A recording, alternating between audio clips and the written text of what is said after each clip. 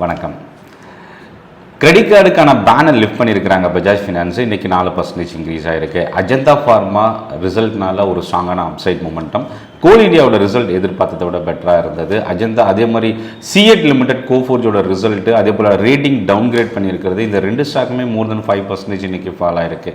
இன்றைக்கி இன்ட்ராடேயில் நிஃப்டி 22,600க்கு மேலே ஸ்டேபிளாக எதிர்பார்க்கலாம். 49,000க்கு மேலே பேங்க் நிஃப்டி ஸ்டேபிளாக இருக்கும். 22,550 ஃபஸ்ட்டு சப்போர்ட், 48,750 ரெண்டாவது சப்போர்ட் நிஃப்டி அண்ட் பேங்க் நிஃப்டிக்கு. இன்றைக்கி இன்ட்ராடேயில் நம்ம கவனிக்கக்கூடிய ஸ்டாக்ஸில் பிஹெச்எல் மோர் தென் 5% இன்க்ரீஸ் ஆகிருக்கு.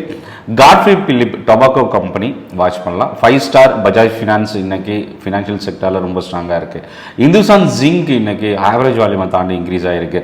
ரியல்டியில் ஷோபா பிரஸ்டீஜ் ரொம்ப ஸ்ட்ராங்காக இருக்குது. இதை தவிர பிஎம்எல், திரிவேணி டர்பைன், கமின்ஸ் இந்தியா, எனர்ஜியில் ஓஎன்ஜிசி இன்னைக்கு வாட்ச் பண்ணலாம்.